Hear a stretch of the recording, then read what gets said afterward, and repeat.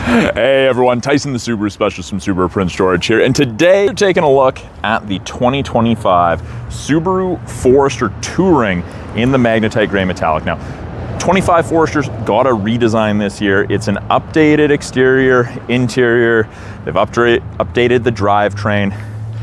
It's a refresh year. Subaru typically does 5-year model cycles for refreshes, redesigns, and you get a facelift partway through.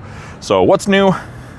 First things first, definitely a different front end on the 25 Forester than one we're used to seeing. A little bit flatter than normal. We've got still kind of a hexagonal shaped grille, and you'll see that hexagonal design language throughout the car, even in the textured components there. We have some new LED fog lights, and Touring is the first trim level that gets that. New, larger headlights. I'll show you what they look like when they're turned on. They are quite bright. I had the pleasure of driving one the other evening when it was dark out, and they're fantastic. They are LED steering responsive headlights. I quite like the gray. I think the Magnetite gray looks good on every single vehicle in our lineup. We've got some new 17-inch alloy wheels, and of course, in traditional Subaru, we have black cladding around the wheel wells. Fender flares, if you want to call them that. Functional vents, which is nice. On the Touring, we do get the painted mirror caps. No integrated turn signal on this, unfortunately. You don't get that until you go up a trim level. So above the Touring, we get more hexagonal design language along the bottom. It is an elongated hexagon, but it's still there. You have the textured material inside. We still get 8.7 inches of minimum ground clearance, which is a ton of ground clearance, more than your average half-ton pickup. And of course, I'll give you that rear 3/4 shot. I actually quite like it. I really like that new rear 3/4 shot. I like the back end of the Forester a lot. I really do. They have increased the size of this third window. It is quite a bit larger, but even better visibility in the Forester. I didn't think that was possible, but apparently Subaru's managed to do it. It is. They've moved the symmetrical all-wheel drive badge. Fuel door still rear passenger side, and it's still tied to the driver door being locked or unlocked. So it's locked right now. If I click the Subaru logo, it's now unlocked. Regular, unleaded, nothing fancy. And of course, if I click lock again, it's now locked. So that's kind of cool. They kept that. New taillights. You've got half of a hexagon on the side here. It does say Subaru, and that wraps around there. I think it looks great. Goes into that black metallic painted piece with the Subaru logo and continues on to the other side here where the other part of the hexagon is. I think it looks great. I do like that new design. I had someone comment that they thought the taillights were really, really small. I took a look at them at night, and I didn't think that they were any less bright or that you'd miss them. Let me know what your thoughts are on that in the comments. Rear reflectors. Touring is the first trim level where we get the backup sensors integrated into the rear bumper, and they will actually apply the brakes if you think you're going to hit something in the reverse between speeds of 1 and 15 kilometers an hour. We also get Forester debossed into the rear hatch. So they've removed the badge that says Forester that you would normally see. They've debossed it. We get Subaru in blacked out lettering there. Now, something I initially wasn't a huge fan of, we have the regular, of course, power tailgate you can activate from the key fob. Press and hold. You can do it from the door, you can do it from the driver's seat. Lots of options. But there's a proximity gate, kind of like you have on the Outback, except this one is a kick gate. And I'll show you what I mean by that. And initially I wasn't a fan of it, but my opinion has changed. So kick motion and then back up. It beeps and opens. It has to sense the key moving away from it or it won't open. Now, I didn't think that was very handy because, you know, you take your foot off the ground, you're off balance. Well, yes, but the benefit to that you don't have on the Outback is I don't have to press one of those buttons or pull down here to close it. I don't have to use the key fob. I don't have to use the button in the driver by the driver door. I can also kick and back up. It beeps 3 times and it closes on the 3rd beep. And of course, the speed of this can be adjusted by your dealership. That's in dealership settings only. So if your hands are full after pulling something out, you can still close it with the key in your pocket. So that has grown on me substantially. So let me know your thoughts on that. I'm a big fan of it now. I initially wasn't, but I understand the value. I see the value now. And with the big square boxy rear end that the Foresters have, you get a ton of storage, ton of cargo room. Lots of room for sports equipment, luggage, the like, tall, wide, and deep. In the Touring, we get the topographic map on the cargo tray with a little bit of a lip there to help contain any spills. We've got a nice privacy cover, hide everything from the top of the seats down. And this is easy to remove. It's just a telescopic piece, and this can actually be stored underneath the tray, underneath the false floor. And you can kind of see where it's supposed to go across there. We've got some additional storage under here. We've got a battery raiser, and then we have our spare tire and tools. On the sides, we have grocery bag hooks on either side.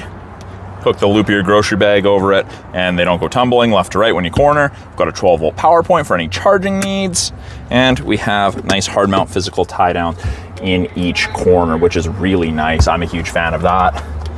We've got an LED cargo light, and this will close off when we close the hatch, or shut off when we close the hatch, or you can do that. Subaru's done some really nice texturing in here, small things. They've also added Easter eggs like this compass, or this one was really hard to find, the mountains. There's birds, there's stars, there's lanterns. They're all hidden throughout this Forester. So let me know if you found them all in yours. I have done a video showing where they are, and if you haven't watched it, let me know if you found them all. I think that's kind of cool that Subaru's done that. We've got integrated tie downs front and rear on our roof rail system. Very, very handy for crossbars. It makes it easy to secure things with ropes or straps. We get the panoramic sliding sunroof in the Touring. This is the first trim level that gets the sunroof. Second row, there's a ridiculous amount of headroom, ridiculous amount of legroom. Out of all of the Subarus, I'm a bigger guy. I find I have the most second row room sitting in a Forester. And that's, I mean, that's kind of anecdotal. Tell me what your thoughts are if you've sat in one. I think there's a ton of room in them. Touring, we get the premium dark gray cloth with the blue contrast stitching. Subaru's done something really smart, made it really easy to access the latch system, the lower anchors and tethers for children. Makes installing and uninstalling car seats a breeze. Fold down armrest with integrated cup holders. Those just fold up, and you have your third seat. We can recline these seats, and of course this is easier to do with a hand free, but you pull on the strap and just push on the seat and you can recline it. And then to unrecline it, straighten it back up, pull. Very handy. To fold the seats down, do that virtually flat. There's a little bit of an angle, but nothing extreme. Out of the center console, we get vents. In addition to the vents underneath each front seat facing rearward to heat up and cool down the second row more effectively. 2 USB ports to keep everyone connected on those longer trips. And of course, 3 map back pockets on the backs of both front seats. So you kind of got a media device one and then two other larger ones. Got a textured step, and they want you standing on this when you're loading things onto the roof, and not on the tire, because the tire sits inside the fender. You're not gonna get as much of your foot on there. And if I'm standing on the tire, I'm right at the back of the rack system. This is the center of my body, right here, right at the very back. So I'll probably end up leaning, putting myself off balance. I could fall. Subaru's all about safety, so that's where the benefit is. We also have that little black slot, and that's what this extra side impact crash safety bar, that silver piece right there, locks into, and that is designed to reduce the chance of intrusion into the passenger cab in the event of a side collision. I hope none of you ever need to experience that, but I have a lot of first responder customers that come in and purchase a Subaru for this. All of the Subarus have this, keeps you safe. Door card is soft touch, armrest is soft touch. Even where I put my thumb when I'm closing the door, grabbing the handle, is soft touch. They've done a fantastic job with this. I think it's great. We've got a little bit of storage with a bottle holder. We've got easy access to the child locks. Important to note, that child lock is not tied to that child lock. They're 2 separate child locks. This only locks this side. You have to go and lock that side if you want that. Nice, solid sounding doors. I don't know if the mic picked that up. Let's see. It's not tinny. I'm a huge fan. Big door cups, even the back door cups, massive. Proximity key, keys in my pocket within 46 inches. I touch these lines and it locks. There is a small audible chirp. The hazards flash. You don't like it, you can disable that. Same thing. To unlock it, hand goes in the handle within 46 inches, with the key being within 46 inches, then it unlocks. Door card up front looks very similar. Soft touch, soft touch, soft touch. The front 2 windows are auto power windows, regular power windows. For the rear windows, window lock, so no one else can play with them. And we have our power mirror adjustment, very easy to use. And we have a our storage and our bottle holder. We have a power driver seat, and this is the first trim level that's the power driver seat, including lumbar. And the seating material up front is the same seating material you get in the second row, but the seats are different. Subaru has specifically engineered these seats to put you in a more relaxed position. You can see that bolstering is rather aggressive. It doesn't hurt, it hugs you. It's quite nice. Even bigger people like it. I'm a bigger guy. I find them very comfortable. But you're less fatigued at the end of a day of driving, so you'll be more alert and less likely to be involved in an accident. By the driver's left knee, we have the ability to open the rear hatch. We've got a scroll wheel for the brightness of the gauges, and we can turn off that kick sensor if for some reason you didn't like it. Easy enough to use. On the inside, foot's on the brake, keys inside, light goes green, green means go. We have our blind spot detection indicators on either side, and they illuminate orange on the corresponding side when someone's in your blind spot. It's a nice aid. It's not an excuse not to shoulder check. I'm a big fan. Once you're used to it, it's hard to live without it. And that can be said about any of the safety features or convenience features. Bottom left of the steering wheel, pull down, and we've got both tilt and telescopic. So you can adjust it to drivers of varying height, leg, and arm lengths, seating position preferences. On the left-hand side of the steering wheel, we have our Bluetooth and audio controls. We can accept calls, hang up calls, issue voice commands, or access Google Siri Assistant.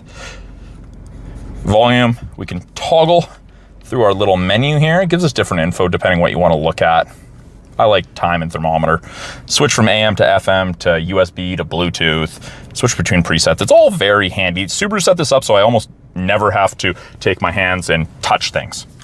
It's nice. We have paddle shifters, downshift and upshift on the back of the steering wheel so we can manually select our own gears if we'd like, even with the automatic CVT.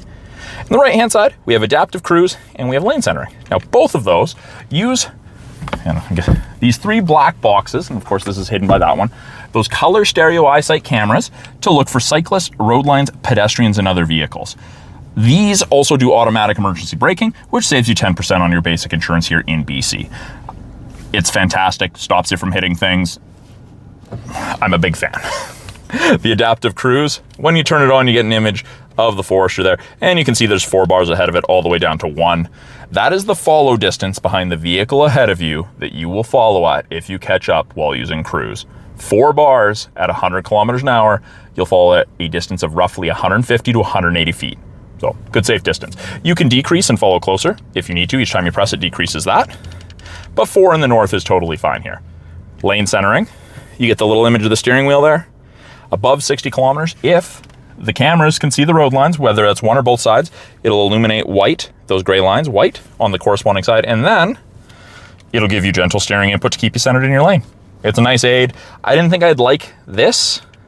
I like manual, actual driving. Big fan of this. You're way less fatigued at the end of the day using that. I'd recommend you try it. Have your salesperson demo it for you. It makes a difference. Heated steering wheel. It's fantastic, especially with the leather wrap steering wheel.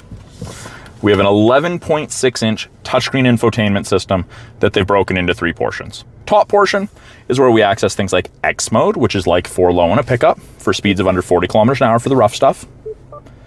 We get weather, which is part of our satellite radio trial for 3 months. We get widgets, which we can simply change around. Easy enough to do. And then we have what we're listening to. Below that, we've got our main screen. We've got volume and tuning physical knobs. Home screen. This always takes us to this screen. And we have access to radio, media, and phone. Pretty self-explanatory. Under apps, you have access to wireless Android Auto and CarPlay. Access to the My Subaru app after the vehicle's registered in your name, and SXM Travel Link, that is part of your 3-month trial. You can do weather and stocks and sports and stuff off that. Doubles up, you can get access to the My Subaru app, you can turn off the display, you can turn on valet mode. If you don't like the organization, it's kind of like a phone screen. You can drag it around. There is a second screen as well. You can move things. When you put it in reverse, backup camera is going to pop up. Rear assist braking's on, parking sensors are on, top of the bumper is visible there, and you can clean the backup camera, which is the best thing ever. Seems kind of gimmicky, but when it's covered in snow or dirt and you're going back into a spot, it's great. Not saying you should rely on that, but it is a great aid. We have physical buttons for our temperature. It is dual zone climate control. You and a passenger can have 2 separate temperatures. Or you can simply click, you can drag, you can sync it. Really easy to use. Control your airflow, AC, recirc. And if I don't touch anything, I think it's about 6 or 7 seconds. It just disappears and goes back to whatever screen I was on last. So you don't have to touch it. We've got big fan strength buttons. Easy to use. Heated seats, 3 stages for both driver and passenger. High, medium, low, and of course off.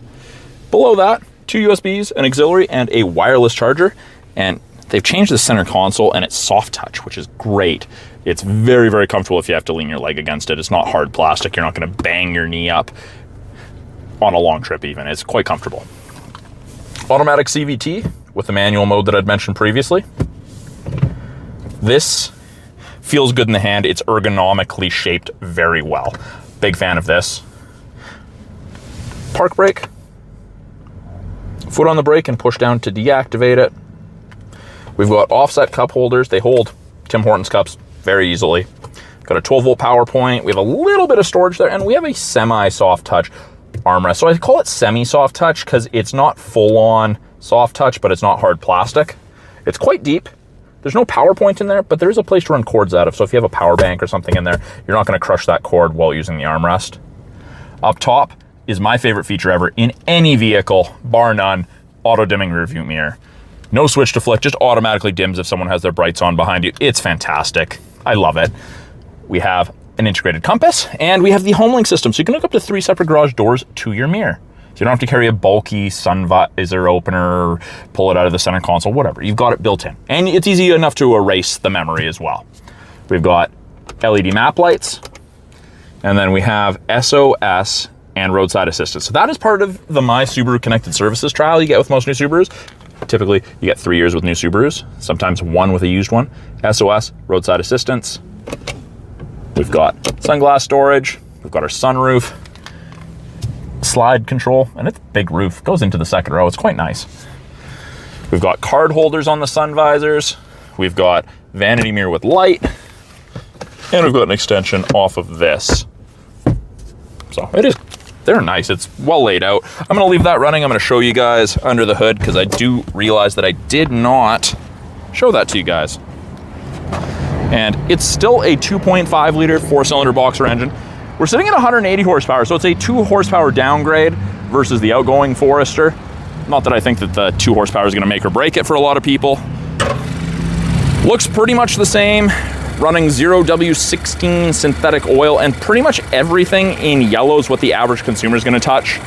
We've got our dipstick, which is easily accessible, our coolant overflow, our oil fill right next to our top mount oil filter. Easy access to fill washer fluid. The battery's not hidden in a fender or anything, it's accessible. You've got brake fluid, and should you do it yourself, you've got easy access to the air box to change that filter. And to close it, I just like to drop it. I don't like to put it down and put my hand on it because to me, it feels like I'm going to break it. And there's a look at those new LED steering responsive headlights. They're ridiculously bright. They look better at night than they do right now, but especially the fog lights. I think the fog lights look quite aggressive at night. But yeah, that is the new 2025 Subaru Forester Touring in the Magnetite gray. I think it's a sharp looking color on a sharp new design.